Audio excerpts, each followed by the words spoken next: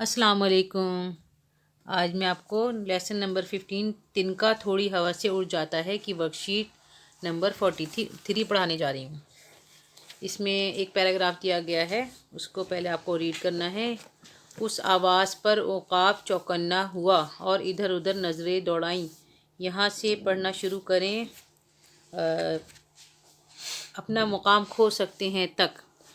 اور اگر آپ کے پاس بک نہیں ہو تو آپ ہماری پہلے والی ورک شیٹ میں سے بھی نکال کے دیکھ سکتے ہیں، اور اس کے سوالوں کے جواب جو ہے لکھنے ہیں۔ سوال نمبر 1، مکڑی پہاڑ کی بلندی تک کس طرح پہنچی؟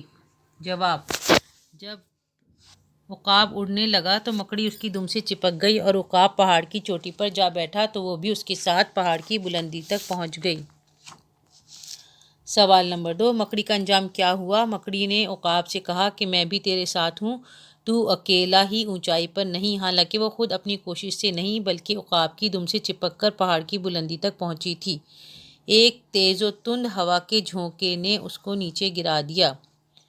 سوال نمبر 3، اس کہانی سے آپ کو کیا سبق ملتا ہے؟ جواب، اس کہانی سے یہ سبق ملتا ہے کہ غرور کا انجام اچھا نہیں ہوتا، غرور کرنے والے کو ندامت کا سامنا کرنا پڑتا ہے۔